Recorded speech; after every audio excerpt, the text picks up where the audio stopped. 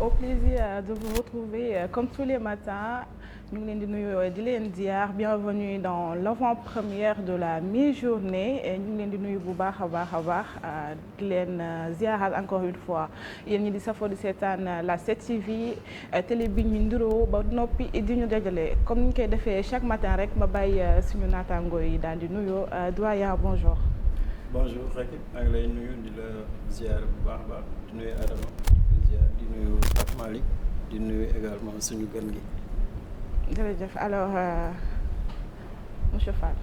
Racky ñu ngi lay fay di la jox sa wàccuwaay di nuyu doyen di ko ñaanal yàlla saa su ne yàlla may ko dund fan ak wér bàyyi ko suñu kanam bàyyi ko xelam ak xalaatam tam di ñu accompagner tous les jours à l'avant-première de la mi-journée di nuyu Pape Malick di nuyu téléspectateurs yi nga xam ne ñoo safoo di seetaan télé bi ci waxtu bi. di nuyu suñu gan. jërëjëf alors Pape Malick. bonjour. maa ngi lay fay Racky maa ngi nuyu aussi bépp téléspectateur nuyu waa Sall laay wax parce que depuis ce matin maa ngi fi. di nuyu Albert aussi di nuyu Adama di nuyu suñu invité di koy ñaan mu dal ak jàmm. alors tey nag ñu am invité bu wuyoo ci turu Amadou Tidiane Wone nekk ancien ministre de la culture waaye itam nekk panafricaniste ñu bàyyi ko mu nuyoo rek monsieur Wone bonjour. asalaamaaleykum maa ngi leen di nuyu. di njëkk nuyu sama bopp foogoon naa ne kan la ñu njëkk nuyu mais seetlu naa ne ñu bëri dañ ma tëb. ci fin bi surprise. c'est bien il faut qu'on fasse de la provocation aussi. ok d'abord maa ngi nuyu ku nekk donc di nuyu ñi ŋànk émission bi mu di ma jiital soxna si teg ci Adama teg ci Albert ak ki nga xam ne moom convoqué Pape Malick di nuyu Sénégalais yëpp di leen ñaanal jàmm ju yaatu boo xam ni yàlla na suñu waxtaan bi amal leen njëriñ. d'accord alors Pape Malick ma bàyyi nga ñëw ci revue des titres. waaw ba dañ koy démarrer si revue des titres ba je sais pas revue de presse la wala revue des titres par Sud Quotidien. Sud Quotidien ñoom ñu xëy titré si Diomaye Faye lu mu def président Bassirou Diomaye Faye sortie bi mu def ak la presse nationale. Sud Quotidien nag ñoom ñu wax Diomaye dévoile son agenda.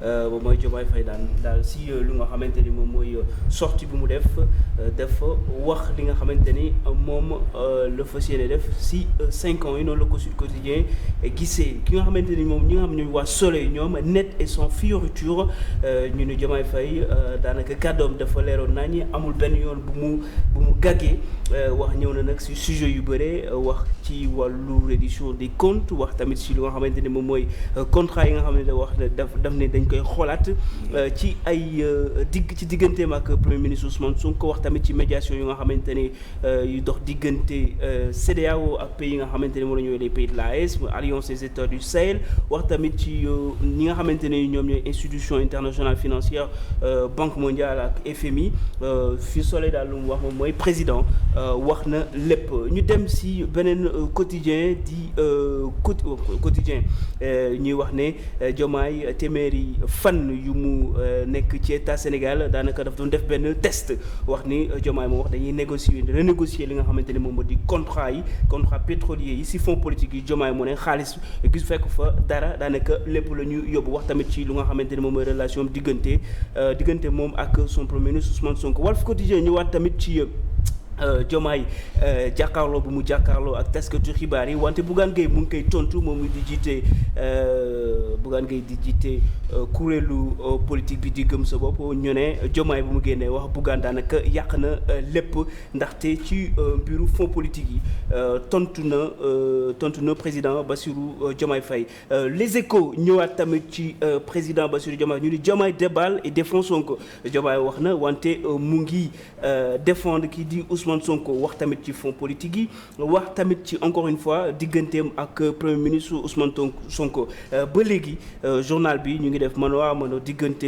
Diomaye Faye ak leader politique bi di Bougane Gueye ci journal bi di Les Échos l'Observateur ñëwaat ci lépp ak Diomaye le goût de la première Diomaye bi mooy première fois mu jàkkaarloo ak presse nationale journal bi mu ngi listé temps fort yi ak journalistes yi am na ay expert communication dama Mamadou Sy Albert lire naa journal bi si suba interrogé nañ ko tamit waa l'Observateur ñu ne ki nga xamante ne mooy Bassirou Diomaye Faye wax na lépp si journal l'Observateur ñi nga xamante ni ñooy waa L'As ñëwaat de long en large si lu nga xamante ni moom mooy jàkkaarloo bi Bassirou Diomaye Faye jàkkaarloo taskatu xibaar yi l'info ñëwaat ci loolu ñu ne ñoom ni ñu ko gisee président Bassirou Diomaye Faye vilipende Macky Sall daanaka si interview bi daal président Bassirou Diomaye Faye lu mu def moom mooy dafa jébaane ki nga xamante ne moom mooy Macky Sall notamment ci lu nga xamante ne moom mooy fond politique yu mu wax fekk fa dara enquête Diomaye sans masque moom mu ñëw toog wax ci fond politique yi wax digganteem ak Ousmane Sonko les éléments français yi nga xamante ne ñoom ñoo nekk Sénégal mooy armée française bi nekk fii Sénégal Diomaye wax na ci contrat yi pareil ba léegi wax na ci wante tamit wax na ci lu nga xamante ni moom wax na ci ki nga xamante ne moom mooy professeur Abdoulaye Bathily ndaxte président Bassirou Diomaye Faye wax na ni professeur Abdoulaye Bathily moom la def envoyé spécial notamment ci CEDEAO ak beneen mission bu mu mënti doon. ñu ñëw ci beneen quotidien di Bës Bi Le Jour ñëwaat ci entretien bi Diomaye sert son couscous bon bu ñu waxee Diomaye sert son couscous nag on pense à le journal fait allusion à la fête Tamxarit bi voilà noonu la ko jàngatee ki nga xamante ne mooy Ayib Daffé di président groupe parlementaire bu waa PASTEF waa Wallu Yewwi Askan Wi Assemblée nationale moom tamit jël na kàddu défendre ay propos président Bassirou Diomaye Faye sur soi ñëwaat nañ ci lu nga xamante ni moom mooy jàkkaarloo bi daanaka daal journaux yi ci loolu la ñu ñëwaat lu yaatu diggante président Bassirou Diomaye Faye ak ki nga xamante ni mooy Bougane Gueye Dany moom mi génn tontu Vox Pop Diomaye c'est 100 jours les écueils ses surprises ces premiers jours la ñu ni Diomaye téeméeri fan yu mu defagul ci boppu nguur gi ay dog-dog yu nga xamante ni daal na ko ak yoo xamante ni aussi tamit président Bassirou Diomaye Faye wax na ko loolu ci journal bi di Vox Populi ñu ci jox kàddu aussi tamit ci journal bi Alioune Tine di défendre ki nga xamante ne moom moo di président Bassirou Diomaye Faye wante critique préparez-vous à souffrir avec les incompétents mu préféré titre ci lu nga xamante ne mooy sorti Bougane Gueye Dany bi ginnaaw président Bassirou Diomaye Faye bu mu jëlee kàddu Bougane Gueye mu ne na Sénégalais yi préparé wu ndaxte ñi nga xamante ni ñoo jiite ko soo am nekk premier ministre Ousmane Sonko wala Bassirou Diomaye Faye ñoom mënuñu loolu la journal bi fësal Libération ñëwaat ci mbir boo xamante ne xaalis bu ñu làq xaalis bu ñu détourné di wax ne ñi nga xamante ne ñoom ñoo di parquet caisse sécurité sociale ñoom la soxal léegi nag am na benn enquête boo xamante ni moom moo leen ñu poursuivre loolu journal Libération moom moo si ñëw balaa ñuy jeexal ñu wax si wàllu tàggat yaram ak record ñëwaat ci Coupe du Sénégal finale Ferret Foot ak Mbour Mbour door ko benn bal ci dara ñu ne bi mooy ñetteel bi yoon ñoom ñuy jël li nga xamante ne moom moo di coupe bi ci suuf ba léegi journal bi mu ngi def allusion si Euro 2024 bi amoon ci Allemagne démb finale Allemagne ak Angleterre Espagne ak Angleterre Espagne doon ko ñaari bal ci benn bi mu nekk nag ñeenteel bi yoon Espagne di nekk champion d'Europe jeexalee ko ak quotidien Stade ñu ne Espagne gagné na Espagne le sac du beau jeu Espagne gagné na wante dafa wane football boo xamante ni ñëpp daal teg nañ seen bët ni Espagne ñoom ñoo fi mën gagné nañ wante football bu rafet loolu quotidien Stade moom moo ñu ko xamle tey loolu moo fi nekkoon li nga xamante ni moom la yéene kaay xëyee Racky. jërëjëf Pape Malick alors doyen ma bàyyi rek nga indi sa analyse ci li ñu gis ci xët yi apparemment entretien wu Diomaye bi moo def une yi tey. waaw mën nañ ko wax que une pratiquement ñëpp à part les journaux sportifs moom tous les autres journaux type conférence de presse bi maintenant nag conférence de presse bi mooy bu njëkk Diomaye mësul jàkkaarloo ak journaliste yi depuis 3 mois amoon na solo parce que mën nañ ci jàng lu bari ay journaliste lañu wante ci journalisme aussi dafa am ñi nga xam ne seen centre d'intérêt mooy communication loolu tax ñu bari ko par exemple su ma jëlee le cas de l'Observateur jël nañu traitement pour xool communication politique bi naka la demee est-ce que baax na est-ce que baaxul lan moo ci baaxul et cetera mooy aspect communication mais lu ñu gën a jàpp mooy aspect politique bi bon defe naa mën nañu tënk conférence bi ci sud lu mu wax mooy agenda que lu mu wax yépp mën nañ ko tënk ci agenda parce que am na volet politique am na volet économie am na diplomatie am na aussi gestion par à l'ancien régime loolu yëpp day wone ne que conférence de presse bi amoon na solo pour président amoon na solo aussi pour la presse donc agenda bi maintenant il faut peut-être que nit ñi dem creuser en politique président am na quand même lu mu junj mooy que régime présidentiel hyper fort àndu ci donc ça veut dire que dina am une réforme institutionnelle ci régime présidentiel bi naka noonu premier ministre bi li mu yaakaar dañ ko war a renforcer naka lañ ko nar a renforcer donc sur le plan institutionnel yaakaar naa dina am des réformes institutionnelles bon soo xoolee économie bi aussi c'est sûr et certain que option président bi day tourner modèle développement extraverti donc démarche bi dafa change dina soppi doxalin économie bi nuñ koy yoree wax na ko ci finance publique bi wax na ko ci audit yi et cetera donc économie aussi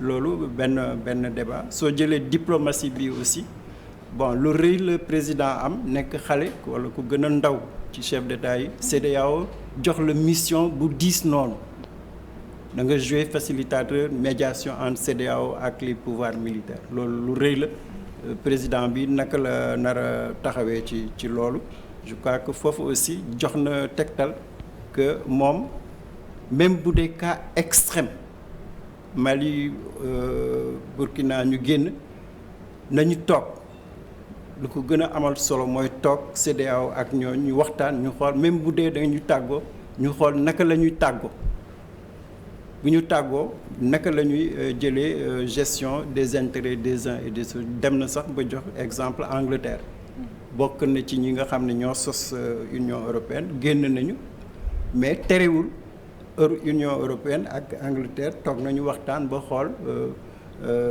séparation bi naka la ñuy séparer naka la ñuy gérer après séparation donc loolu aussi c'est un bon exemple pour wax daal que diplomatie Sénégal am na mission bu rëy Sénégal naka la nar a taxawee ci diggante CEDEAO ak les pays yooyu bon fi may terminer aussi peut-être que journaux yi defuñu ci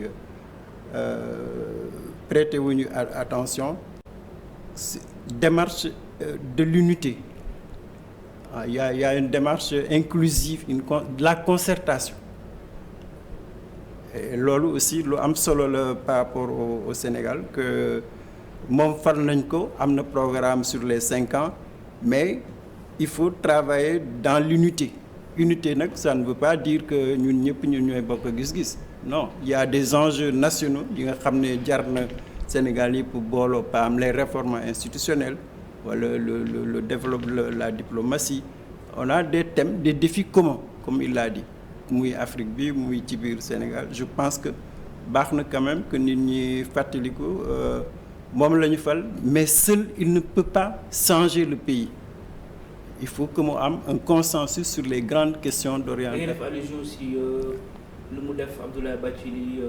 par exemple ça on s'y attendait pas. Okay. Que ci conférence de presse nga tudd Abdoulaye Bathily. Okay. Bon ku am expérience la tout le monde se disait Sénégal naka lay taxawee mais boo jëlee Bathily bon au moins il a de l'expérience parce que moom moo doon envoyé spécial des Nations Unies fale ci Libye. Bon c'est un panafricaniste c'est quelqu'un qui xam c'est un historien. Donc kooku xëy na am na lu mu mën a indil président bi.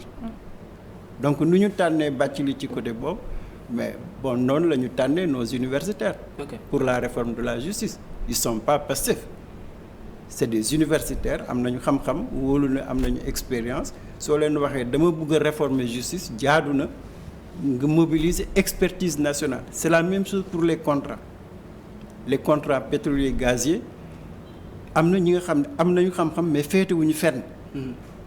Naka la gouvernement bi mën a organiser expertise bi ñi nga xam ne xam nañu pétrole xam nañu gaz booy réviser laaj leen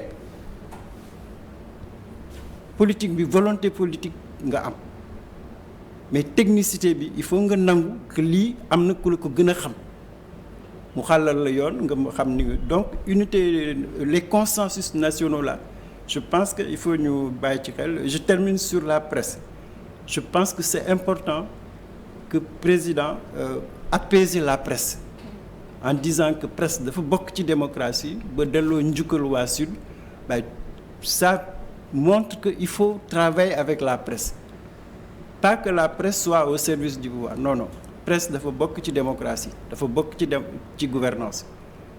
mën ngeen réero, mais vous ne pouvez pas ne pas travailler ensemble. On l'a vu avec la conférence de presse.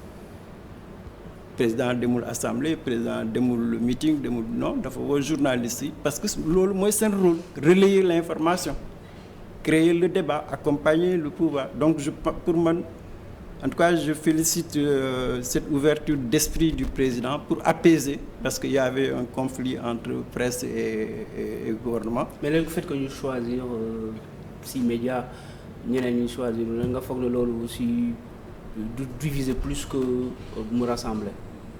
Bon, je crois, man personnellement,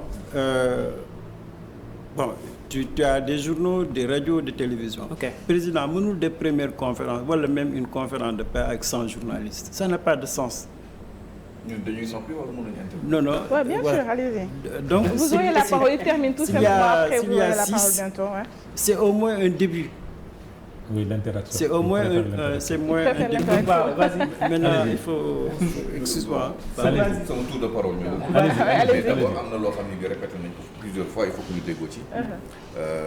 L'esprit de la rencontre bi président am ak presse bi du woon conférence de presse. C'est un entretien. Entretien gis ngeen plusieurs fois entretien France 24 ñaari journalistes ñooy ñëw entretenir ak nit ki. Entretien c'est un format différent. Conférence de presse mun nga am 100 personnes. Mais un entretien da ngay sur des critères yi nga xam ni sa équipe de communication moo leen ne tel critère ñuy jël tel. Moom la dernier entretien bi président Macky Sall defoon ak Soleil, ITV, Seneweb et un autre média. C'était le même format. Donc jarul débat. le président maintenant léegi nag ñu li ñuy waxtaan xanaa mooy est-ce que message am jàll na ci yan sujet la dugg. ci yan sujet la waaf.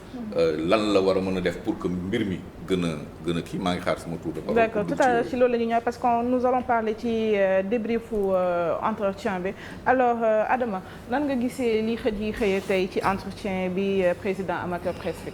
C'est normal, hein? C'est-à-dire président de la République du def entretien avec la presse et que la presse n'en parle pas. su ko defoon ça allait peut-être un délit moom laa koy jàppee donc c'est normal que la presse fasse la une sur la communication du président de la République. Maintenant sur la communication du président de la République, moi en tant que citoyen sénégalais je suis resté sur ma faim. Pourquoi parce que c'est le président qui définit la politique de la nation.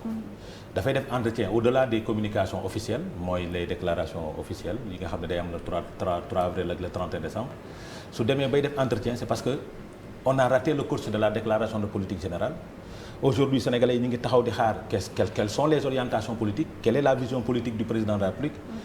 Maintenant ci entretien bi normalement il devait décliner les axes de programmatique ou bien sa vision par rapport à l'économie, par rapport à l'emploi, par rapport à la jeunesse, par rapport à beaucoup de choses. Maintenant, on a fait un constat que sa communication était beaucoup plus politique qu'institutionnelle. Ah bon? Beaucoup plus politique. On va y revenir, je pense. On va y revenir, Adama. Léegi dañuy gën a xuus rek ci entretien bi. Alors, monsieur. Il n'a pas fini. Oui, c'est parce que c'est le thème de l'émission. C'est le thème de l'émission en fait. Nous allons parler en fait de l'entretien. Okay. Donc on va y revenir ci point boobu concernant sa communication et autres. Qu'est-ce qu'il faut comprendre ci constat bi président Diomaye def ci situation dëkk bi en mars 2024? lépp fii la ñu fekk. am na loo xam ni jarul président di ñu ko nettali lu Sénégalais bu nekk dund la ci yaramam yëg ko ci famille am.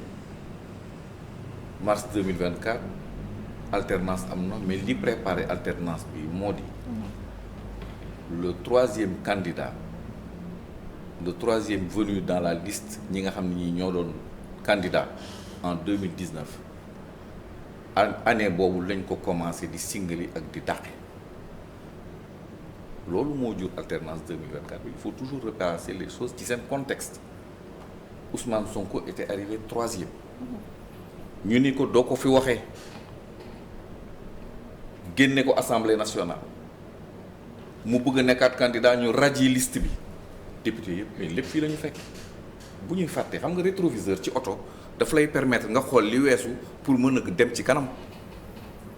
événement yi ci topp yépp fii la ñu fokk ak ñaata xale yu dee ñaata famille yu tas loolu def peuple bi ak le parti PASTEF et ses alliés continuer gëm démocratie mooy su élection ñëwee ñu dem moo leen indil ñu dugal 80 députés à l'Assemblée nationale ñu jàpp la malgré tout tëj ci kaso bi yàlla génnewaat la nga continuer di daw ba dernière ligne droite sans borom bi feeñal leneen lu kenn mësul xalaat moo di ki nekkoon numéro 2 bu Pastef yàlla génne ko ne yaay numéro 1 réew mi mu di le président Bassirou Diomaye Faye j'en profite pour le féliciter exercice bi mu def keroog lan la jàngal sénégalais yi les sénégalais yi nga xam ni ñoom parparloowuñu parce que parparloo dafa am féete dafa am nit ku nekk mën nga féete parparloo mooy même su fekkente ne fi nga féete waxuñu dëgg nga bëgg dëggal li ñu wax loolu moo war a xew bi ci réew mi président de la république wax na ko nee na ñi ma àndal sax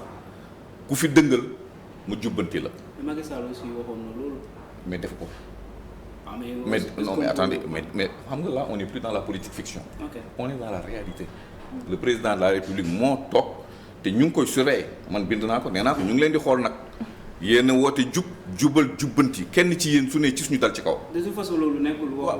politiciens yi suñuy wax moom loolu nekkul lu bees. ak lu mu mënti wax ñun citoyens yi ñu ngi fi ku deful li nga wax ñu dal ci sa kaw xanaa yéen a ngi ni mais loolu mooy rôle journaliste. te wax na ko sas na journaliste yi balaa bii nee na journaliste yi keroog man jubal laay doxal soo leen gisee ci man kuy dëngal wax leen ko li bon ci réew mi moo di sos de fi bëri yenn saa yi ñuy jël góor piir sosal la histoire boo xam ne bii amul suñ demee ba ci biir xam ne amul nga dem tribunal amul malgré tout dana am ñu continuer di ne que nangam ak nangam am na loolu kay su jaree détaillé ñu détaillé ko mais fii la ñu fekk ñun du ñu inventé c'est-à-dire que heureusement léegi yàlla dogal na VAR am na lu fi waay waxoon am na fu ñu ko tënk képp koo xam ni kii mos nga fi jàppale fen ak sos sa VAR a ngi lay xaar nañu waxante dëgg président de la République pour le moment et puis nattukaayu 100 jours boobu war nañ ko analyser moom nee na 100 jours engagé wu ko parce que 1825 jours la am nañ ko xaar ba 1825e jour ñu laaj ko bilan encore que 100 jours tubaab yi xam nga tubaab yi ñoo teg 100 jours te loolu fa may résultat yi nga xam ni kii génne na ko ANSD ci wàllu recensement bi feeñal nañu benn chiffre bu doy waar bu war a interpeller tous les Sénégalais Sénégal 0,6% ñoo fi làkk tubaab loolu war nañoo ñu ñëpp rus 0,6% di gouverner benn état ba pare di jéegaane seeni modèle ca France looloo war a xewi. D'accord. li ñu war a def ñun moo di gëm ne am na jamono bu bees bu ñëw. te li ko firndeel moo di yi fi xew yëpp te mën nañ ci xuus. da nga bëgg ñu bañ a làkk tubaab fii Sénégal par exemple mu nekk 0,00% wala su ma comprendre. dama constaté yow tam. non dama ne la du man maa ko wax statistique laa la mais dama ne lan aussi sa position. da nga critiquer wala. sama position moo di pour ñun. tubaab waruñ ko sax bind naa ko dañ ko war a génne ci constitution comme langue officielle. dañ ko war a génne yéegal sunuy langue nationale au rang de langue officielle man c'est ça mon combat. ñëpp di travailler. non mais avec les langues nationales yow tey ñaata nit ñooy dem paysan bi jógee Fouta di ñëw di wut ci kayit lu muy làkk ci administration bi du pulaar wala wolof. munoo forcer nit ñi ñu làkk bu njàngul loolu ay wax bu yàqu la li am te am moo di réew mi fi mu toll li président def ak li ma gis man ci chiffre boobu li ma la bëggoon fa ma doon dem te nga coupé ma mooy. 0,6% ci réew ñun ñii tey bi ma ñëwee li ma leen njëkk a laaj moo di ndax ci tubaab lañ koy def wala ci français lañ koy def. wala ci wolof lañ koy def.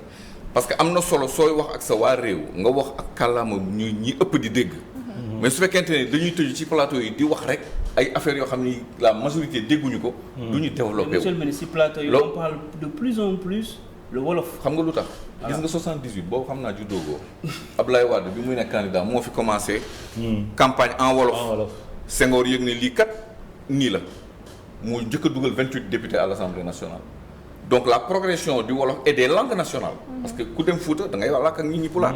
soo demee fi da ngay làkk ak nit ñi li ñu dégg te ñooñu ñooy voté donc problématique de fond la yoo xam ne yaakaar naa espérer naa que ci changement de paradigme parce que pour man rupture mooy changement de paradigme mënoo ko laajte en 100 jours mais ñun ñëpp tey ubbi leen ay débat ñu waxtaan ci suñu réew est-ce que nii nga xam ni bii noonu la ñu yoree suñu réew maanaam ni ko tubaab bi bàyyee woon constitution man bind naa président CNRI man lépp lu ma wax dama ko bind ma ni ko constitution bi nañ ko décoloniser moo di maanaam nañ ko simplifier bind ko ci ay kàddu yoo xam ni soo ko waxtaanee ak sa voisin de quartier mu comprendre li ngay wax mais français bi ñu bindee constitution même ñiy làkk français mënuñu ko dégg parce que yu ci bëri dafa am racine même latine ci conception bi mais bon toujours est-il que man nag ma jox la sama sentiment président Bassirou Diomaye Faye pour man dugal na but parce que man ñi ma dëkkal ñëpp suñu jàkk ak ñëpp ku ci nekk bi nga yow da nga ma ne man de bett na ma xaw ma woon ne am na profondeur bii wane na profondeur wane na yar wane na itam ne xam na fi mu jëm xam na fi mu jóge est-ce que askan wi newul ci ay sentiment est-ce que demeewuñ ci sentiment ak parparloo ba yenn peut-être failles yi gisuñu ko ci entretien bi mais non entretien bi am na ay failles ok am na ay failles loolu moom suñ ci tolloo man danaa ne su doon sama sago mais journalistes yi toog ak moom posé wuñ ko question sur la santé sur la culture mais loolu est-ce que c'est de la faute du président non président lañ koy teg voilà journalistes yi ñoo war a préparer seen entretien ba thématique yi ñu au moins mu xaw a cof enjeu yi nga xam ni Sénégalais yi moo leen intéressé loolu man mën naa ko wax ok allez-y oui c'est-à-dire c'est le président de la République qui a demandé de parler avec la presse et ça s'organise au niveau de la présidence c'est-à-dire le protocole est préparé d'avance mun naa la ci tontu de. waaw mun nga ma ci tontu mooy li nga wax man dama jàpp ni c'est-à-dire si su nekkoon sur la demande de la presse ils vont venir avec leurs propres interrogations et leurs questions mais su nekkee président moo woote parce que dafa dem bitim réew ñu koy laaj interview entretien moom moo ko wax dafa dem bitim réew ñu koy laaj entretien te moom dafa préférer parler avec la presse locale ba pare te war na dellu au mois de novembre te bëggul di gàntal tout le temps invitation bi il a préféré parler avec la presse sénégalaise. Rupture encore. D'où les 100 jours d'abord sur la communication du président parce que le pourquoi il a communiqué wax na ko le pourquoi il a communiqué wax na ko parce que dafay bañ a gàntal donc on peut comprendre que su nekkuloon li ñu koy laaj interview peut-être du communiquer sur les 100 jours. loolu spéculation. waaw man non j'ai dit on peut comprendre non on peut imaginer. non bul imaginer. non. le président de la République. waaw je suis en face il choisit le moment qu'il veut. et il le fait. D'accord. Je suis en face d'un homme de culture qui est dans le factuel.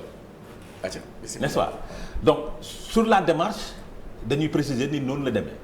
Maintenant sur le contenu sur la forme et sur le fond moom wax na ko nee na am na ay loo xamante ni ay attentes la yoo xamante ni peut-être presse bi amuñu occasion laaj ko moo tax ma ne la ñun moi je suis resté sur ma faim parce que j'attendais les orientations du président de la République sur la santé j'attendais sur la question de l'emploi des jeunes il parlait de souveraineté tout le temps il revenait sur la souveraineté que nous sommes des souverainistes mais malheureusement la presse n'a pas pris le ballon au rebond pour que le président aille en profondeur sur cette question-là de souveraineté parce qu'il a parlé de souveraineté économique souveraineté d'autres mais ils ont fait focus sur les questions purement politiques moo tax il a parlé beaucoup plus de politique que de vision. Moi, je ne pense pas. Si il a parlé beaucoup plus de politique parce que quand.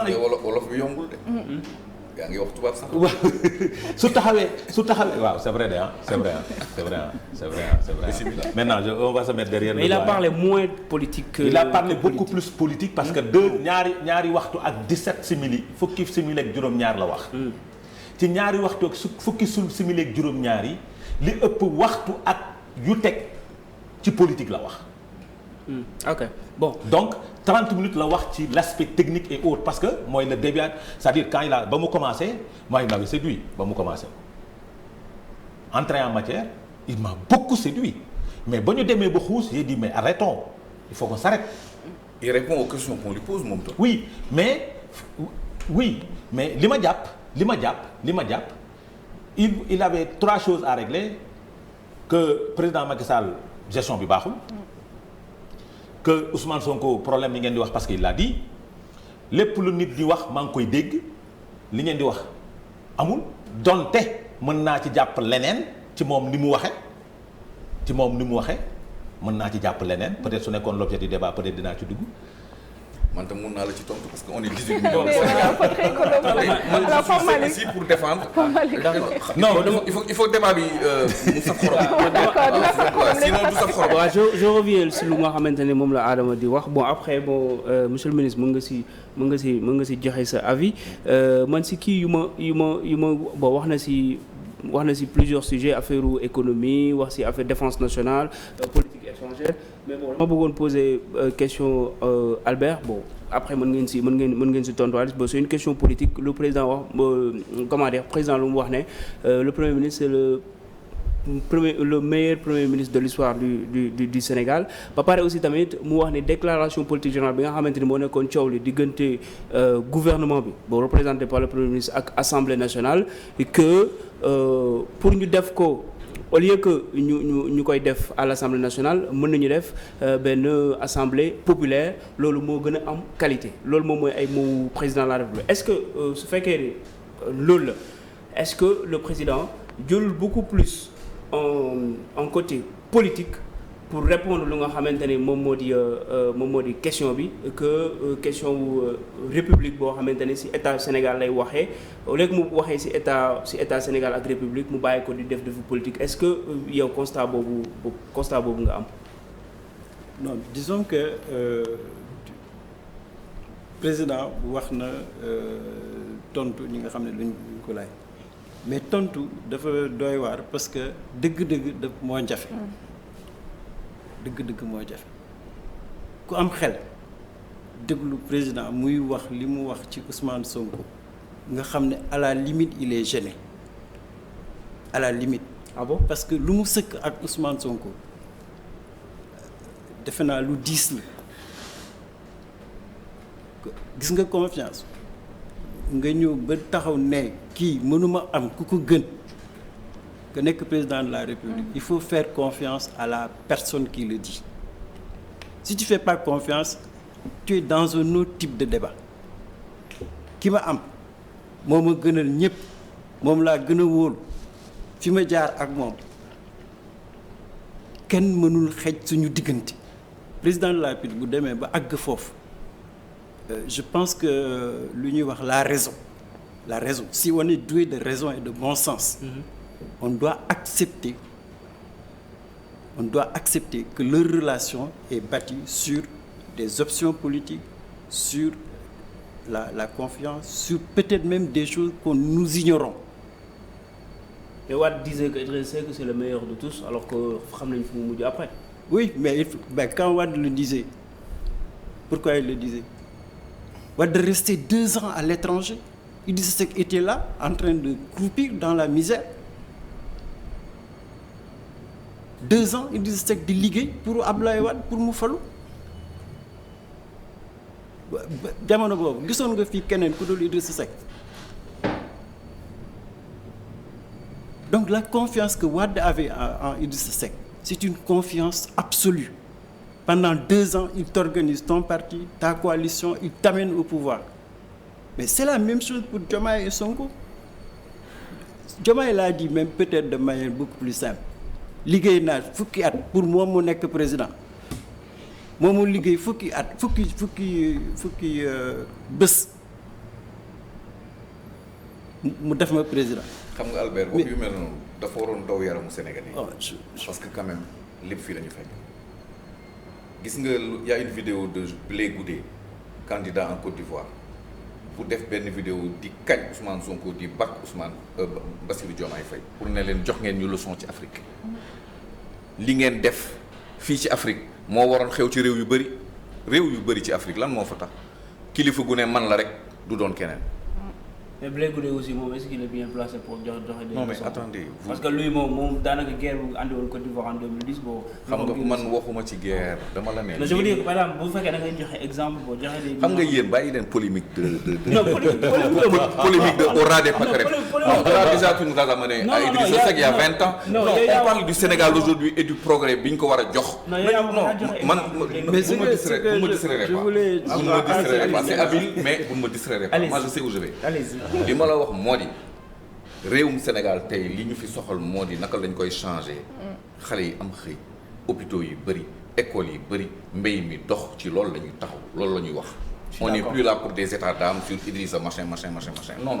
Je suis d'accord. Non, mais ne nous dis xam nga tout à l'heure on parlait de responsabilité man d'accord naa l'hommage que le président a rendu à Sud Quotidien est un hommage largement mérité parce que ça fait un groupe qui fait 30 ans mos ngeen gis Sud titré sur les affaires qui ont défrayé la chronique ici pendant 10 ans c'est ça le journalisme c'est pas les potins c'est pas les médisances journalisme dafa am éthique.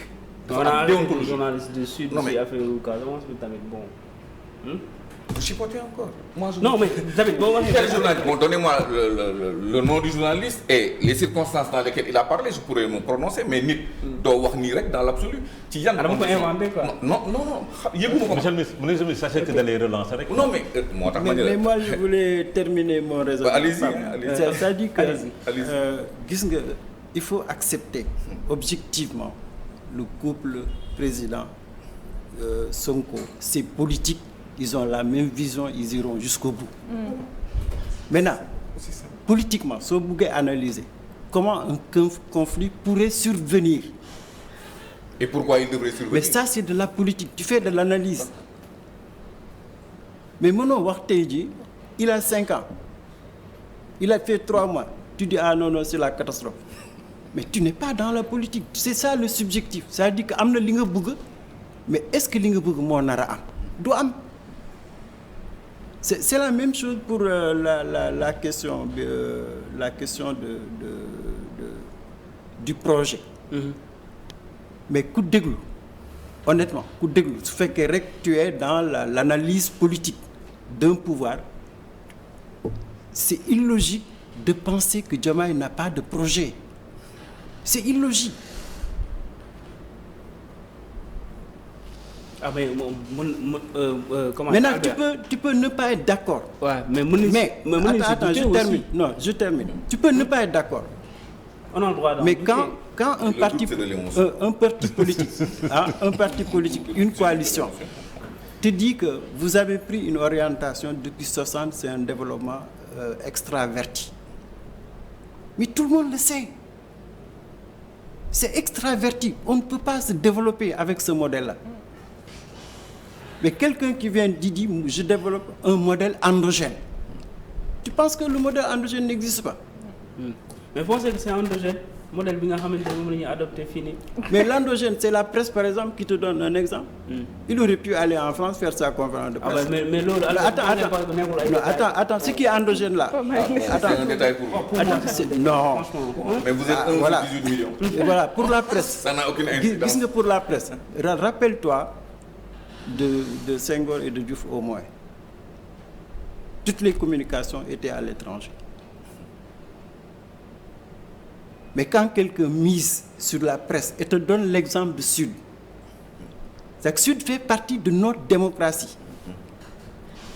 C'est ça le développement endogène de la communication. C'est-à-dire que tu aies des groupes de presse, que tu aies des journalistes, que tu aies un marché de la presse.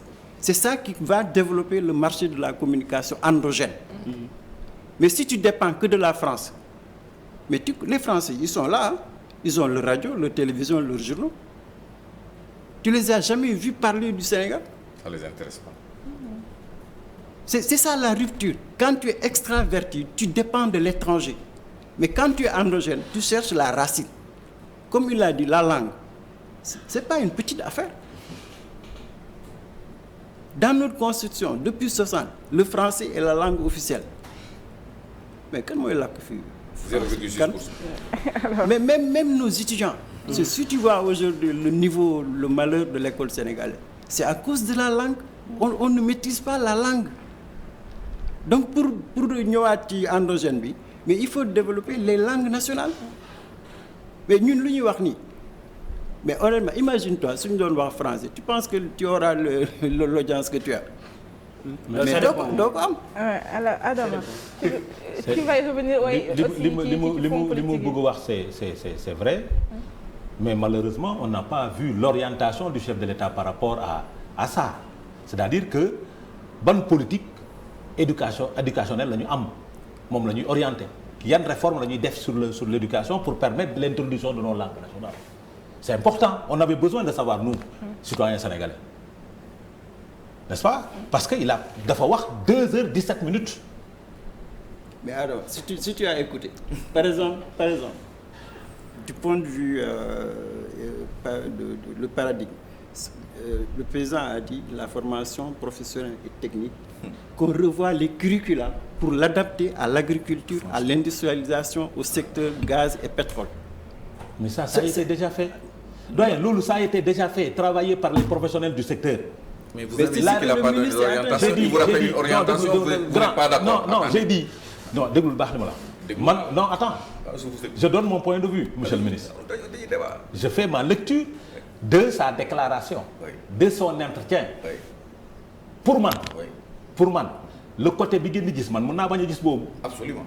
N'est-ce pas? Absolument. Moi, je vois qu'il est descendu trop bas. C'est ma vision. Ça dépend où vous vous situez. Oui, pour moi, c'est-à-dire aujourd'hui, cette polémique-là, mënoon na bañ a am. yaa ko créé. xam nga non, je ne l'ai pas créé. Amul. Dans tous les plateaux, on a parlé que nu mu tudd caisse noire dafa vide. Ah. Dans tous les plateaux, on parlait de ça. Ils ont parlé à leur niveau, Adama. Ils parlent à leur niveau, ils sont combien? 100 Sénégalais. Monsieur le ministre. Oui, 100 Sénégalais. Oui, monsieur le ministre. Sortez des plateaux et regardez ce pays. Vous êtes panafricaniste. Non, sortez des plateaux et regardez ce pays. Allez, prenez un taxi, prenez un Ndiaga Ndiaye, écoutez les gens parler. Heureusement que j'ai pris un taxi et le gars, li may wax fii moom la dégg. Que Macky Sall dafa lekk caisse noire bi. Je pense que ça c'est pas important. Non, c'est-à-dire un président de la République. Sur ce ci fonds politique yi moom. njiitum réew warul wax ci lu jubul. warul juum dafa juum. waaw dafa juum ci communication. c'est-à-dire non c'est dit dafa juum ba muy wax dafa juum parce que kenn nit la nag dafa juum parce que li mu wax peut-être amul. Non, amul. Le rapport d'exécution du budget 2024 mi ngi génn en mai 2024 ku ko def du ñoom. Ils ont parce que le rapport ça se fait en 1 mois. J'ai dit le rapport est sorti. Non. Attendez, le rapport du budget, il se travaille en combien de mois? Mais monsieur le ministre, le rapport d'exécution est là. Le rapport d'exécution est bien là. Et alors? N'est-ce pas? Le rapport d'exécution budgétaire est bien là. Oui. C'est sorti au mois de mai 2024. Le mois de mai 2024. Oui. Le président a prêté serment. Non, il a prêté serment au mois d'avril. Et le mois suivant, donc le budget. J'ai dit, le budget c'est lui. Non, je ne parle pas du budget. On parle d'exécution du budget. C'est encore pire parce que l'exécution ça veut dire que c'est quelque chose qui est fait. C'est quelque chose qui est fait.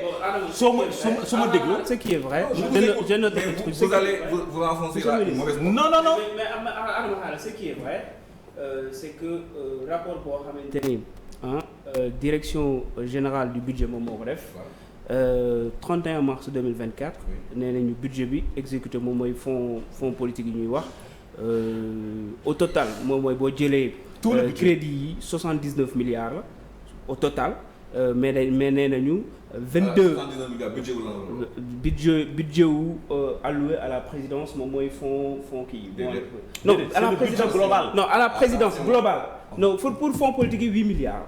mais globalement c'est 79 milliards damay man rapport direction générale budget rek la 39 xaaral moo c'est pour leeral rek pour éviter ngeen 31 mars 2024 direction générale budget moom moo génnee benn rapport mu ne crédit yi nga xamante ni alloué nañ ko présidence de la République et li ñu ci exécuté 21 milliards le toll ba pare ñu ne li nga xamante ni moom moo di 16 milliards yi pour dépenses économiques la donc 3 milliards pour logement ak équipement collectif au total comme ni ma ko waxee 26% moom la ñu exécuté ci lu nga xamante ni moom moo di budget bi loolu ay chiffres direction générale du budget 31 mars 2024 kantaan nag président Bassirou Diomaye Faye wax ne kees yi dafa vide su fekkee ne dañu basé aussi chiffres yi je ne pense pas que il faut pas se tromper de sujet. Vous parlez à un inspecteur des impôts et domaines donc spécialisation finance publique.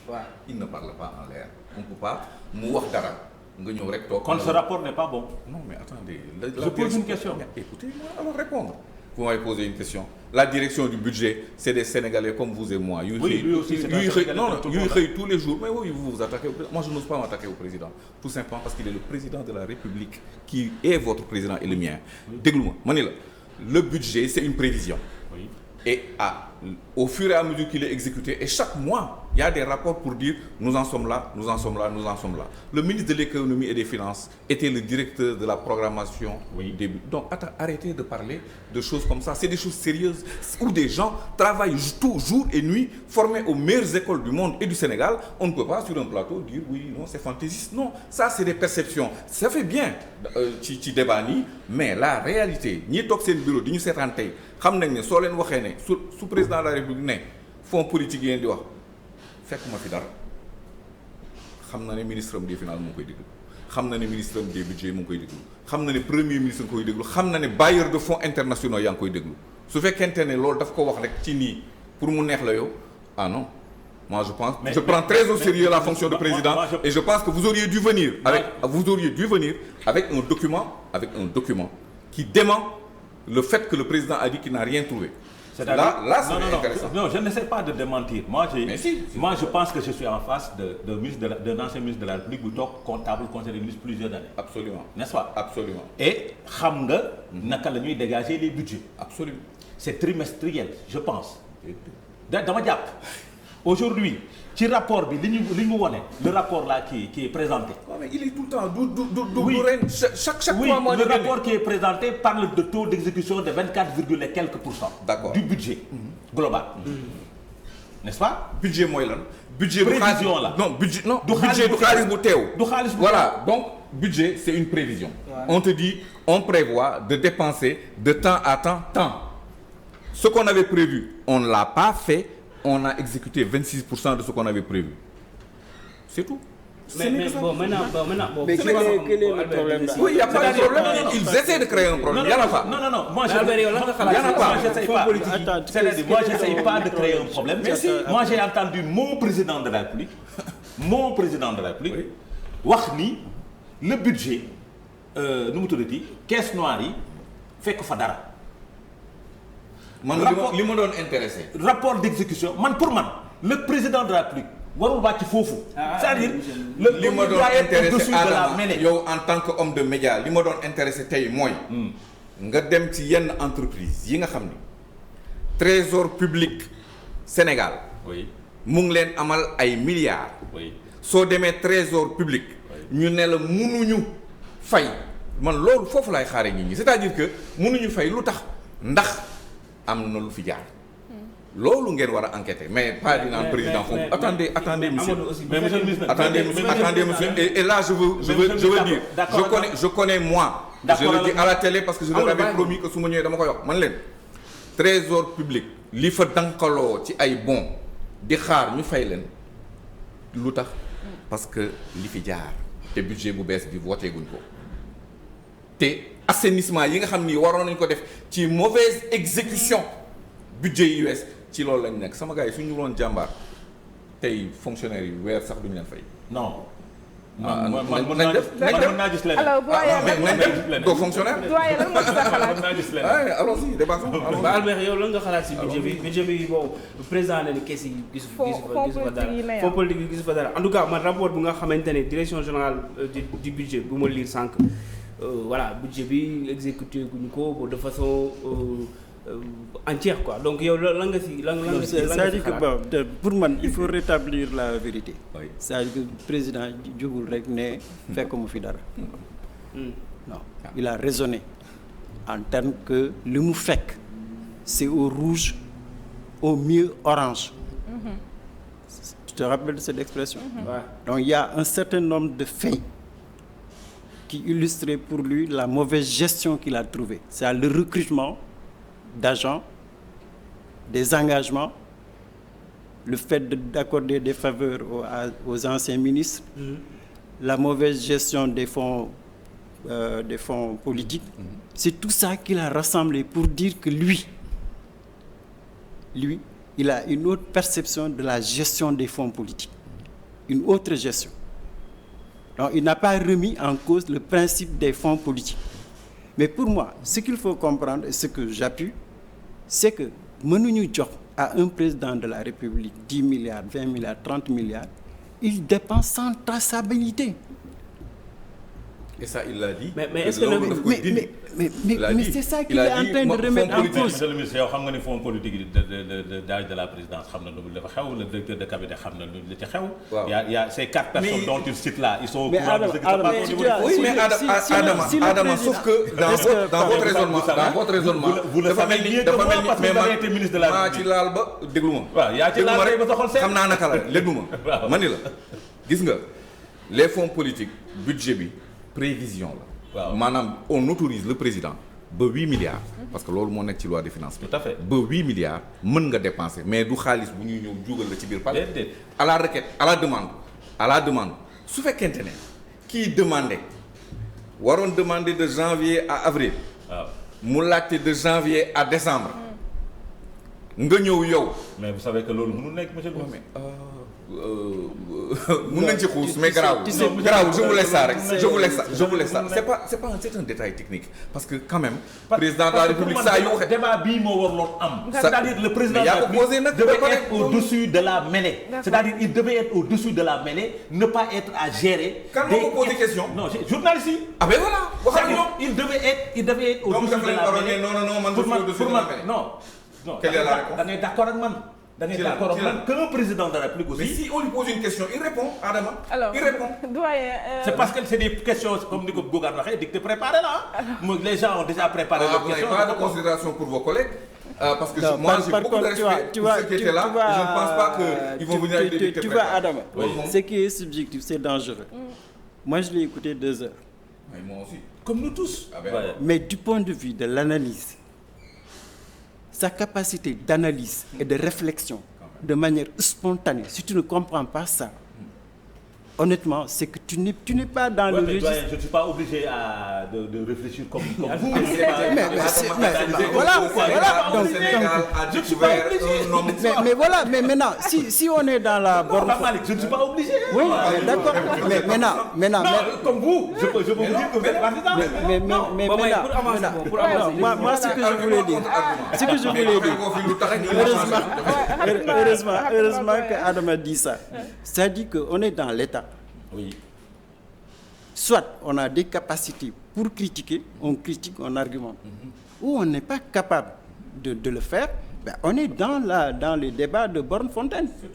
Mais si c'est des débats Borne-Fontaine, pour moi, ça ne m'intéresse pas. C'est des états d'âme, chaque... Mais doit accepter que c'est le président qui nous a amenés dans ces débats de Borne-Fontaine. C'est vos collègues qui ont posé une question, il a répondu. Non, voilà, c'est ça qui est Borne-Fontaine. Oui, c'est... Par exemple, 6 journalistes oui. Qui sont quand même des gens expérimentés, qui viennent poser une question par rapport à la gestion des finances publiques, je pense qu'ils ne sont pas tombés bas. C'est leur fonction de demander au président quel est l'état des finances publiques. Qu'est-ce que vous des SMS qu'il reçoit et ça, vous savez, ça va le désorienter. Non, c'est des gens qui appellent que je n'ai pas le droit de décrocher. Mettez un mode avion comme nous, comme ça vous serez tranquille. On est habitué des plateaux, on sait comment ça se passe. Je suis très content. C'est bon. On est content de vous avoir sur le plateau. Bon, si dama bëggoon ñëw aussi comment dire si ba léegi si intervention président Bassirou Diomaye Faye si contrat yi parce que wax nañu dañuy renégocier contrat pétrolier ak gazier yi moom nag nee na ñu bëre am na ay juristes yu bëre nee nañ c'est impossible mënul nekk parce que ñi nga xamante ne lañu ko seqal ñoo ñu ëpp doole président mu ne dinañ négocier te di ngeen gis les résultats donc monsieur le ministre damay jublu si yow est-ce que vous pensez que c'est possible ñu négocier lu nga xamante ne contrat mon cher ami tout à l'heure ma ni waaye lu say bi ay nit ay malaka fa ay nit la loolu la leen président soyons décomplexés on a des Sénégalais qui travaillent dans ces structures au plus haut niveau international loolu ñuy tiit lu ñuy ragal yow da nga ñëw bëgg sama alal d'accord yow yaay indi alal bi ëpp yaay investir donc loolu président wax na ko yaay investir soo ñëwee discuter benn contrat ñu dem ba ci kanam ba ngay def recherche yaay investir xaalis bu bëri Sénégal génnewu ci dara xaalis boobu da nga ko bëgg a dabaatal soo demee ba gis mais président ne soo demee ba gis nag jamono bu bees juddu na dañuy waxtaanaat mënuñu waxtaanaat ci lépp mais danañ waxtaanaat tel tombe bu ci mën a indil Sénégal intérêt ma jëlee ko d'un point A yóbbu ko A plus à tiers à truc c'est comme ça qu'on négocie en diplomatie comme en tout da ngay dugal benn pion xool soo mënee dugg dam nga dugg soo mënul dugg nga tey et c'est ce qui se passe te instant yi ñuy wax nii ñoom ñu ngi ciy liggéey am na ay nit yu ciy liggéey y a des experts sénégalais ñi nga xam ni ñi bokkuñu parti bokkuñu dara même suñu bokkoon parti c'est des hauts fonctionnaires c'est des gens d'élite ñoo xam ni am nañu xam-xam su leen président wooye ni mu wooye Abdoulaye Bathily mën na woo ñeneen mais contrat yoo xamante ne monsieur le ministre dem nañu avancé nañ ba nga xamante ne dañuy wax exploitation est-ce que mën nga retourner en arrière pour wax yëpp am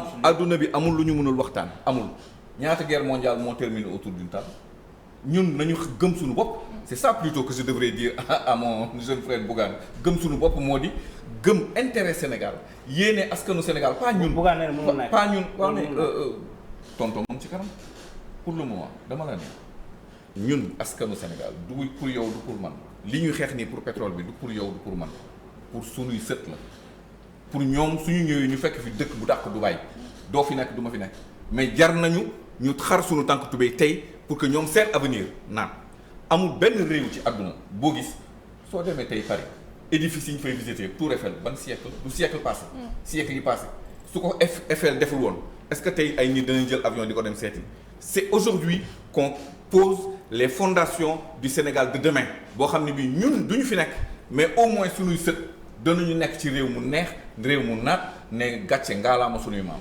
loolu la ñuy doon. mais bu jëlee exemple ci Mali ban analyse nga ci am. Mali. parce que ci loolu mu ngi doon jël exemple ci Mali. non dafa ne Mali def nañu un nouveau code minier et pétrolier un nouveau code minier parce que Mali dafa bëri wurus dafa bëri kii am nañu fa nit ñi daan ñëwee ñu décidé ne dañuy changer code minier pour te dire que du impossible ça dafa ñu bëgg a wax ne c'est pas impossible. réew mu am souveraineté am indépendance am ay élites yu am clairvoyance su leen neexee tëggaat seen code minier tëggaat seen code pétrolier tëggaat seen i loi yëpp pour adapter ko ci besoin wu Sénégal.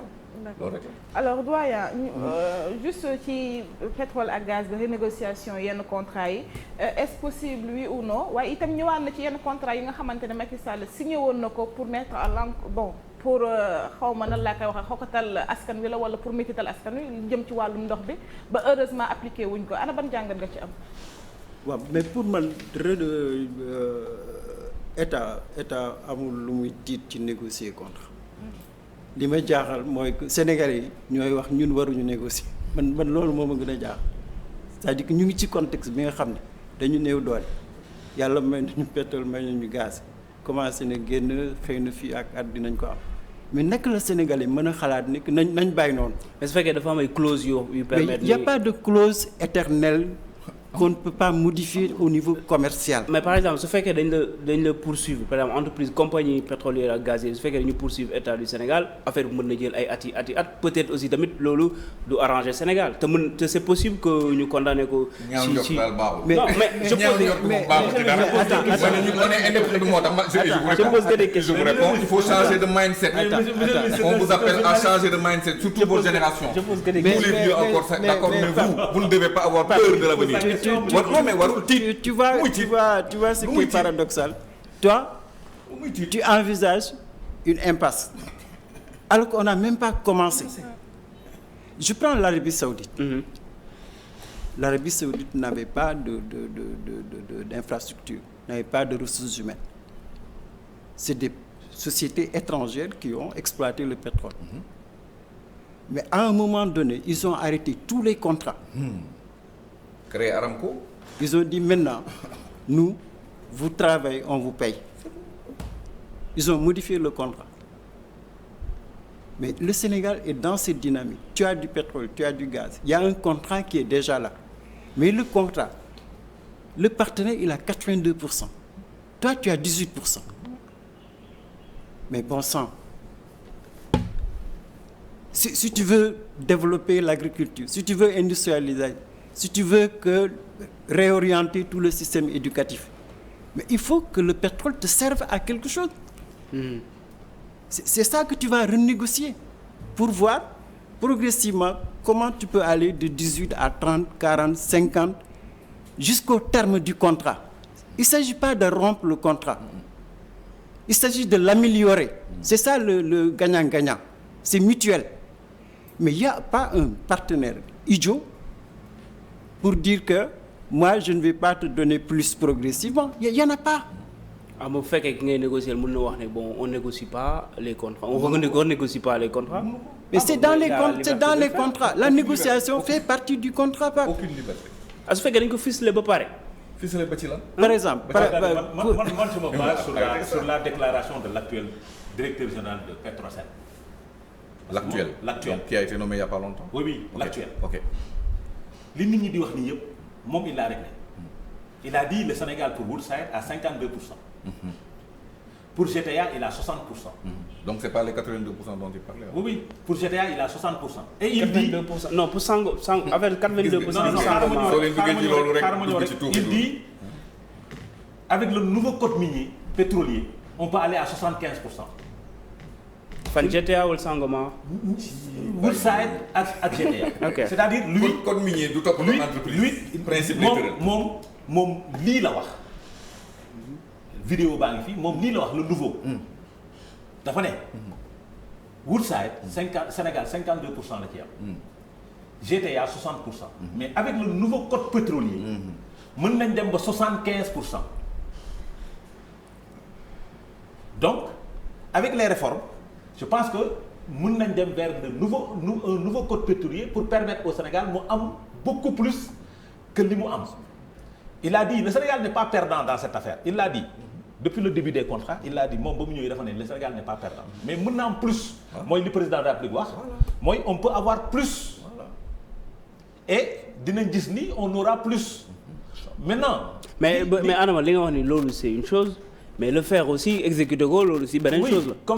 oui je suis d'accord. non mais man je suis d'accord nous sommes tous des Sénégalais. que suñu renégocier les contrats.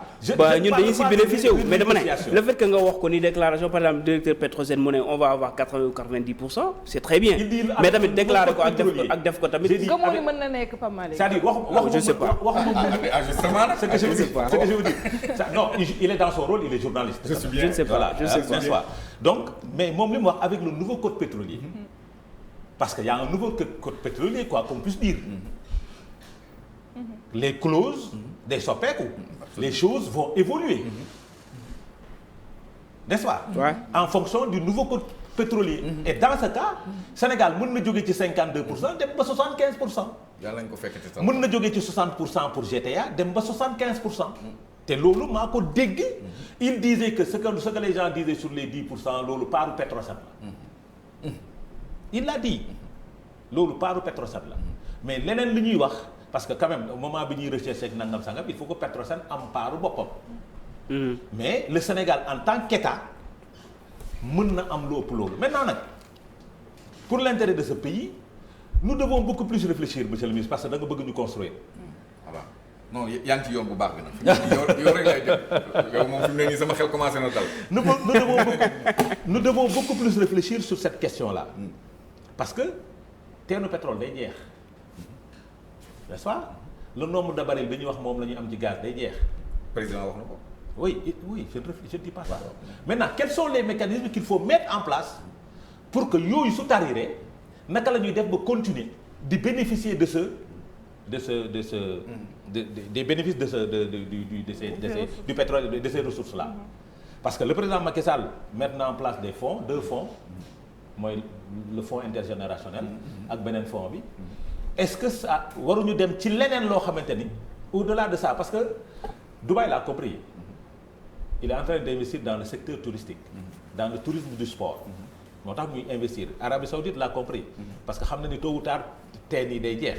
ils sont en train d'investir dans le tourisme sportif ñu ngi développer seen milieu sportif. avec le tourisme et autres. comme le Qatar. Comme ils l'ont fait. Maintenant ñun Sénégal oui nous avons du pétrole et du gaz. est-ce que suñu taxawaay dafa war a taxaw nous avons du pétrole et du gaz rek et se limiter à ça. voilà loolu mooy rupture bi nag. egsi nga ci bunt bi ma wax la ne rupture bi mooy li sénégalais yi war a nangu moo di xaalis soo ko dugalul fi mu war a dugg mu dugg feneen sànq la y a pas que modèle yi nga wax nii mais modèle pays nordique c'est des pays yoo xam ni seen aisance yëpp pétrole bi ak gaz bi moo koy financé. oui te kenn déggu leen ci dara. oui boobu modèle la ñu war a seet yeneen def benchmarking. seet les meilleurs modèles du monde su pétrole bi ne këtt ne jonn fan la ñu koy dugal. président mais sa comparaison c'est ambitieuse quoi. donc j'ai pas droit à l'ambition. non mais si mais bon je veux dire mais je veux dire par exemple su fekkee da nga wax les pays nordiques mais pays yooyu je parle du nord j'ai dit les pays nordiques c'est les pays slaves ay Norvège Finlande affaire non pas de l'Afrique non je comprends il parle des pays Finlande Suède voilà seen modèle ay nit la ay malaaka ñoo ko def mais ñooñu mosuñu dugg ci guerruñu musuñu dugg ci benn polémique doo leen dégg ci yenn affaire bokkuñu Sénégal nga xamante ne non mais Sénégal fii nii Sénégal guerre na kay coow guddeeg bëccëg dañuy envoyé ay soldats Sénégal dañuy si mais amul guerre fii Sénégal mais laa nga góom bi guerru làmmiñ rek non mais dama ne fii nii loolu moo tax ma ne su fekkee da ngay comparer loo xamante ne tamit bon c'est comparable pays parce que pays yooyu c'est tellement dem naa fa xam naa fa waaw mi ngi noonu attendez ba pare bëgg ñëw comparer ak ñoom bañ a comparer mën nañ leen raw ok loolu mooy mindset bu bees bi war a am Sénégal que benn réew ci àdduna ëpp ñu xam-xam en tout cas man suñ ma joxoon tey man ne ma naa def liste borom xam-xamu Sénégal danaa la génne mais parce que je suis un afro-optimiste pas seulement pour le Sénégal je pense que ñun ñëpp war nañu gëm ne tey Afrique mooy li ak dund yëpp di convoiter pourquoi parce que Afrique amul ay hôpitaux Afrique amul ay routes Afrique amul chemin de fer Afrique amul métro Afrique amul dara ci loo xam ne di ay infrastructures yoo xam ni xel moo koy togg parce que itam nañu waxante dëgg yàlla jox nañu ressources naturelles d'accord ñoo ëppale ci àdduna bi ressources naturelles mais dañ ci toog di ngoyaan loolu mooy dëgg lii dëgg mooy que ñu ne nit ñi jóg leen liggéey munu leen man toujours tout le temps marchand ambulant yi dama lay woo nga ñëw ci sama oto ñu toog ma ne la xam nga lan la booy tey am nga 20 ans dans 20 ans lii doo ko mën kon du métier kaay wuti métier kaay jàpp condition de travail yi tamit am installé nañ ko pour mooy li ma la wax ambition collective bi nga xam ni bii depuis des années ces jeunes de la génération Pastef maa ko wax li ñuy dowal ba yàlla may leen ndam moo di nañu changer suñu mindset nañu góorgóorlu tabaxaat sénégalais bu bees sénégalais boobu tabax réew mu bees te loolu du ñoom rek ñun ñëpp ci war a jàpp déjà médias yi am nañu rôle bu important parce que médias yi ñooy transmettre éducation ñooy transmettre information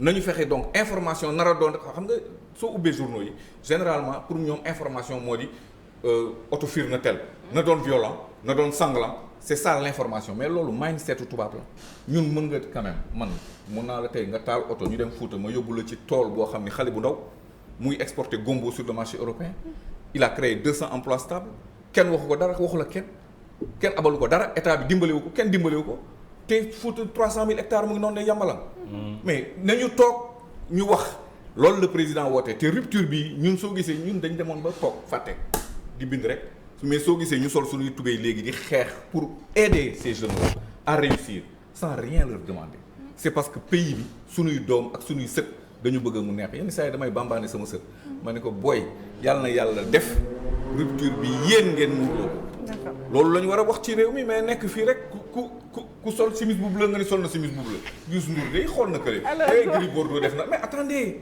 on a un pays à construire c'est du sérieux du loo xam ne bi ñun war nañoo mën a toog rek se laisser envahir par les paroles te parole newoon nañu Ousmane Sonko doo ko fi defee mu jël dugal 80 députés jël dugal président ba tey ñi ñaa ngi ne day daanu mais attendez yàlla la les gens ñi ñaaw njort mais ils n'ont qu'à s'opposer créer un parti venir avec un programme les gens qui s'opposent ont un parti ils n'ont qu'à le faire bien et ils ont le droit de s'opposer aussi mais avec plaisir mais indi leen fii ñëw débat oui indi leen ñëw débat ils viendront avec plaisir avec plaisir on avance un peu alors doyen Bassirou Diomaye Faye ñëw na ci wàllum xëyu ndaw ñi aussi ak dundin bi nee na nag dina gën a wàññi yëf yi li jëm ci wàllum xëyu ndaw ñi ak dundin bi ana ban jàngat nga ci gis nga ci am est-ce que nekkul aussi ay promesses de campagne rek non je crois que du promesse nekkatul mënul nekk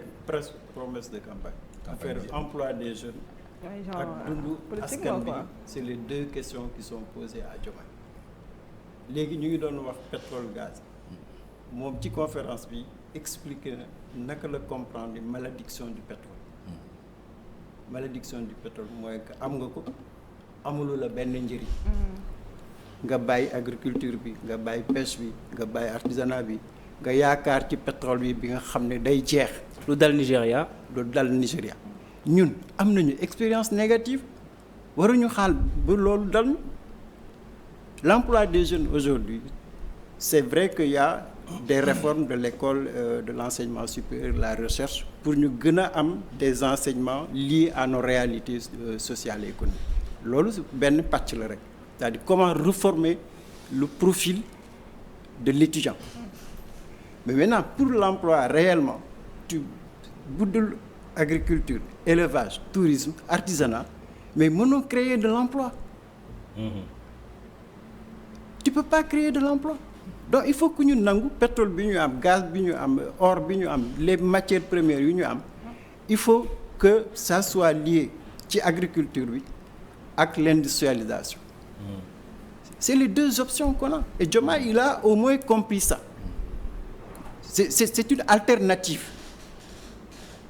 Bon, maintenant naka la ñu nar a def pour man il y a un exemple quand même patent s'ils ouvrent les yeux. Par exemple les vacances agricoles du PASTEF il faut que ñu dem ba am modèle que les jeunes de PASTEF soient des exemples. Ils sont en Casamance, ils sont dans la vallée, ils sont partout au Sénégal nañu am expérience de vacances agricoles. Mais deuxièmement il faut trouver une centrale ou en tout cas une agence pour regrouper tous les projets de financement des jeunes. La rationalisation.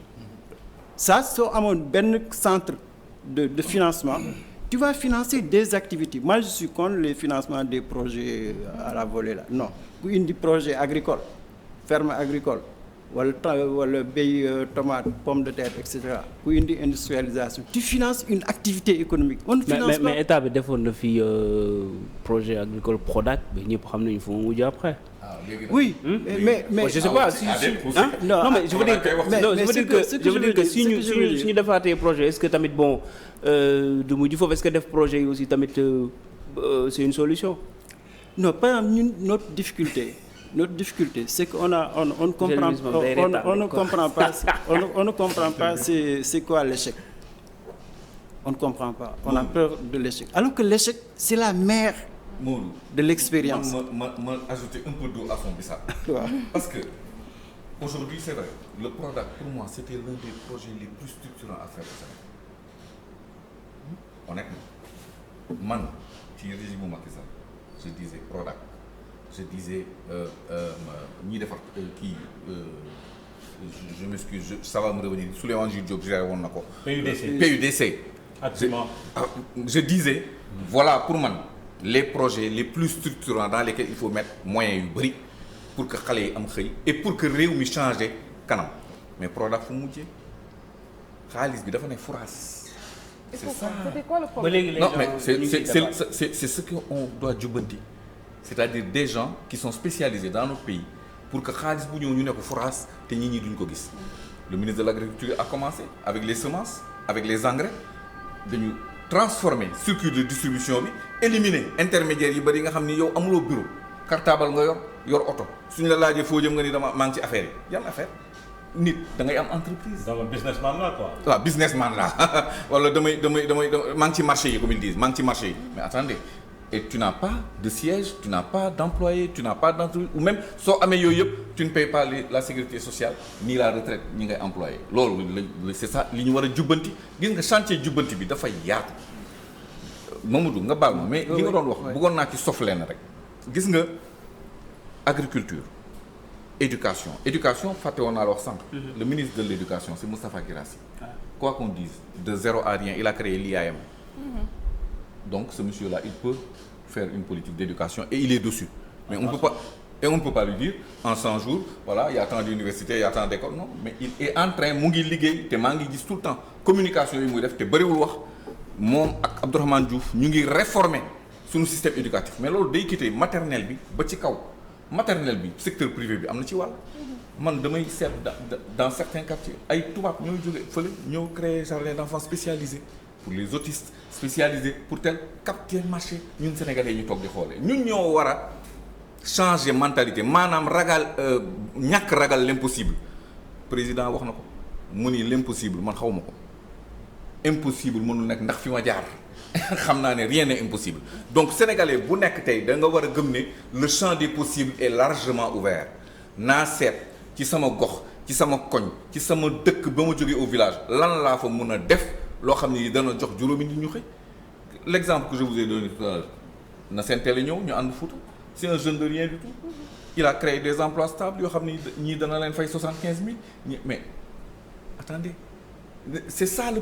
pays mooy un autre exemple le ministre de l'agriculture fu nekk mu ngi fay dugg ci dëkk bi di rencontrer des faiseurs le problème mooy nañu bàyyi nekk ci bureau climatisé te yow ngay un haut responsable nga waroon a nekk une courroie de transmission nga nekk un goulot d'étranglement Sénégal loolu la c'est pas le président c'est même pas les ministres c'est beaucoup de hauts fonctionnaires yoo xam ni ils se sont créés ay principautés dans la haute administration nekk ay buur maanaam di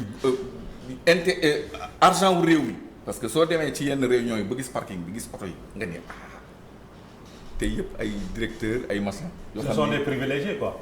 Ce sont des autoprivilégiés. Comme les inspecteurs des domaines, comme l'administration territoriale, ce sont des privilégiés. Ah, continuez, jeexul nag. Les magistrats, les douaniers, ce sont les privilégiés. xam nga kon jeexal nga état bi kon état bi dafa laaj refondation. te loolu mu ngi ci discours. oui mais ak ci programme Pastef. malheureusement dégguñu ko quand on parle des privilégiés des inspecteurs des domaines yoo xamante ni soo nekkee inspecteur des domaines rek obligatoirement da ngay am terrain biir Mermoz quoi. mais xam nga loolu ma nettali la am na benn inspectrice du trésor bu ma nettali mu ni ma affaire u terrain yi ci yéene bu set la jóge woon ci président Senghor parce que après l'indépendance pour créer la haute fonction publique fonctionnaires yi ngay jëli yóbbu leen Infom France wala ENAM fii salaire yi ñu leen di jox dafa tuuti ba nga xam ni ku ci liggéey quelques mois dem liggéey BIAO à l'époque yéen fekkewu leen BIAO USB les premières banques sénégalaises BNDES parce que ñooñu ñooy fay Senghor ne léegi laaj leen quel est le problème ñu ne ko gars yi dañuy ne suñu liggéey mënuñ sax am kër ñu defar texte boo xam ni dana permettre haute fonction publique aux fonctionnaires yi ñu affecté la terrain pour usage d'habitation noonu la ñu ko bindee sax ci texte yi pour usage d'habitation ba pare boole la ak BNDES y avait le compte K2 nga dem ñu lebal la nga tabax. andi na fi coow sax compte K2. à part ça ñu ni aussi ñooñu ñooy am priorité ci këru SICAP yi ak këru HLM yi. grand standing yi. soo demee tey ba SICAP les maisons grand standing soo laajtee ñan ñu ko njëkkoon moom c'est des hauts fonctionnaires de l'État sénégalais et qui avaient le droit d'accéder à ces bâtiments là. HLM am na benn poche boo xam ne bii c'est des villas grand standing ñooñu itam c'est des hauts fonctionnaires qui ont accédé à ces maisons là donc la mesure était partie sur une ci yoon bu baax pour dimbale aux fonctionnaires yi pour que ñu mën a servir la République mais après gars yi dugal ci nag fiir mooy tey man ma nekk directeur des domaines yow sama xarit nga ma waxtaan ak sama collègue directeur des cadastres ñu déggoo ñu gis poche ngi fële ñu dagg jox la yow jox Mamadou jox Racky jox mooy la bande des privilégiés. D'accord. Voilà. mooy la mais bande loolu man pour man. mais loolu réforme yooyu ñu war a def. yooyu ci réforme yi la war a ci la bokk la bande des privilégiés. ci la bokk parce que nga def redressement fiscal war a fay 1 million ñu fay loolu 1 million 500. ci la 500 000 yi saa ñu def ko ci caisse état ñu ne non dañ koy denc dajale ko pour les comptes du fonds. dañ ko war a jubbanti loolu dañ ko war a jubbanti dafa bokk ci jubbanti. voilà te pour dire vrai. xam nga man danañ déggoo suñu waxtaanee déggoo. entendu le président de la République parler sur cette affaire. parce qu'on lui a pas posé de questions sur ça. bon ñu avancé moom nee na il a dit que je suis nekkuma ci corporatisme te kenn mënu ma ci fekk. bon temps bi ñu desee pratiquement bu bareetul bon peut-être dañuy aborder je sais pas moo xam en dernier lay doon bon justice bi ñëw président tamit wax na si ci lu nga xamante ne moom moo di justice bi nee na dina xool si biir justice bi def ay enquête mu ngi xool ay profil ak ñoo xamante ne dina liggéey ak ñoom di xool intégrité indépendance ak ñu professionnel bon Albert moom laay interpellé si loolu bon après mën ngeen si àddu bon rapidement est-ce que loolu le fait que par exemple mu ne dafay def ay enquête ci biir pour xool identifier les profils intégrité xool tamit ku indépendant est-ce que loolu du diviser un peu la magistrature à ton avis? Non, au contraire. C'est-à-dire que am na assise de la justice am nañu conclusion xam nañu qu'il y a des réformes qu'il faudra faire mais pour mettre en œuvre les réformes de la justice il faut changer l'organisation de la justice. man ni ma ko déggee loolu c'est comme si bon justice bi am na ñoo xam am na magistrat yoo xamante ni faut les gommer ko. Non, le principe c'est très simple. On met l'homme qu'il faut à la place qu'il faut. Ça c'est du courage politique. Je vais réformer, j'ai une orientation judiciaire, j'ai des mécanismes, j'ai des modes de gouvernance. Je vais mettre le personnel adéquat. Le jub-jubal, c'est pas un slogan. C'est un homme qui est éthique, un homme qui est professionnel, un homme qui remplit des missions, mais on va le privilégier. C'est aussi simple que ça. S'il met un mois. Comment mesurer ça, quoi? Comment mesurer qu'il est éthique, qu'il est professionnel? Parce que c'est des magistrats quand même. Quoi qu'on puisse dire, ils sont compétents, ils sont à la place qu'il faut. Maintenant, comment mesurer ça? Mais c'est comme quels sont les critères de base c'est comme pour les pouvoir journalistes. dire que par exemple Amadou est quelqu'un c'est pas extraordinaire. C'était le sens de ma question en fait. Voilà. Non, c'est pas. Attends, je veux dire que c'est pas pas extraordinaire. Les journalistes, on se connaît. quand même. On se connaît. Ils sont peut-être 3000. mais attends, attends. laisse-moi terminer. Allez-y. Laisse-moi terminer. Ça dit que le journaliste, il y en a qui sont excellents en reportage, Oui. excellents en interview, excellents en analyse, excellents. Chacun a sa compétence et son profil. Mais si on a un poste par exemple de quelqu'un de responsable, de coordination d'une équipe de journalistes, je ne vais pas prendre tous les journalistes. Je vais prendre celui qui correspond au mieux à ce profil. N'est pas responsable qui veut, hein. Okay. Donc, au niveau de la justice, tu ne peux pas t'amuser avec la justice. Tu prends quelqu'un qui a une expérience, qui a un profil, mais ça, Adam, tu as un ministre de la Justice quand même assez expérimenté. Mais qui a des problèmes avec certains magistrats, hein? On se Non, ça dit que... Je tiens mon frère parce que je ne veux pas interrompre Mamadou. J'ai envie de dire plein de choses. Quand vous raisonnez comme ça, vous n'êtes pas progressiste. C'est ça. Et pour moi, un Sénégalais, quelle que soit ta couleur, quelle que soit ton option, il faut accepter que ta société progresse. Il n'y a pas une société qui refuse le progrès. Statique, quoi. Il y a des gens qui ne veulent pas progresser. Et ça, moi, je trouve que c'est malheureux pour les Sénégalais. C'est juste pour vous relancer, mais quand le ministre de la Justice se permet de dire on va prendre les magistrats indépendants, lui, en tant que ministre de la Justice, il est en train d'insinuer indirectement qu'il y a parmi les magistrats, il y a des magistrats qui ne sont pas... C'était le sens de ma question en fait. Quand même, monsieur le ministre, est-ce que ça, c'est pas sous... Là, je vais prendre juste la phrase. Est-ce que ça, c'est pas Adam commence par dire... Rapidement, il commence par dire si le ministre de la Justice se permet. Et pourtant, il accepte qu'Adama Fall se permet. Je veux dire, voilà le problème qu'on a dans ce pays. Et c'est pour ça que Mamadou a très bien raison. Sous nos paradigmes, le président de la République, du point de vue de la Constitution, mon est nommé aux emplois civils et militaires. Oui. Oui. Voilà. Légui, ni ngeen ko waxee sànq ci fonds politique yi ak ci leneen am na ci sañ-sañ boo xam ne bii waru rendre compte kenn. Mais mu am humilité. mu ne leen ñëw naa indil nañ ma dossier bëri na mais maa ngi koy xool mënoon na ne rek non man Adama moo ma neex xaaral ma nommé ko diw moo ma neex xaaral ma nommé ko mais dafa ne damay xool dossier yi lan moo ci ne dossier fonctionnaire bu nekk da nga am ay notes yu ñu lay jox at bu ne. at bu nekk dafa am ay notes donc am nga fond de dossier. su fekkente ne am nga à un moment donné sax même ku la singari defal la mauvais rapport nga dem keneen jox la progrès président ak xelam mën na xool arbitrer c'est son privilège. Avec les orientations des nañ ko bàyyi non mais il a dit ñi defar dossier yi président demul tribunal di génne dossier yi l'État c'est un appareil et Dieu merci au Sénégal on a un appareil qui fonctionne. On lui a amené les dossiers. Il prend son temps au lieu d'aller dans la passion. wax na leen ne man su fekkoon ne dama seet ki ma defoon mandat de dépôt ak ki ma kii kon ma demee xol mais du ma ko def. dafay jël ak tey xelum tooyam parce que yenn saa yi ñu tufli nit fekk deful li ñuy wax il faut donc mu tey. Il a son ministre de l'Intérieur, il a son ministre de la Justice qui est un professionnel de la justice. li ma bëgg mooy ku nekk li nga doon ñu may la privilège yi mu la àndal soo demee nag ba jéggi yoon ñun ñëpp ñu taxoon ñu ne la bu fi jaar. D'accord. bon bëggoon naa ko poser question question 30 secondes comme que yaa nekkoon nga ministre de la culture. Gouvernement bi ñu ko tegee on a fusionné sport jeunesse ak culture est-ce que loolu du affaiblir culture. su doon sama sago du demee noonu. man nga dañ koy séparer. su doon sama sago. Ok. ministre de la culture doy na sëkk ak nit. su fekkente ne loolu mënul woon am mënoon nañu boole culture tourisme artisanat. parce que j'ai travaillé dans la commission de Alioune Diagne Koumba Aïta. yàlla na ko yàlla yërëm. surtout que le tourisme maintenant est articulé. non dama lay jox les grappes de convergence yi ñu defoon balaa ñuy def le premier plan d'ajustement structurel grappe de convergence yi boobu temps Mamadou Lamine Loum mooy ministre. Alioune Diagne Koumba Aïta moo doon le président du groupe de réflexion pour la croissance. On avait identifié une grappe boo xam ne bi tourisme culture temps wu Abdou Diouf li ma lay wax la. tourisme culture artisanat. pourquoi parce que ñetti ñooñu soo ci créer benn dynamique mën na changer réew mi. artisanat 4 millions de personnes lay employé Sénégal.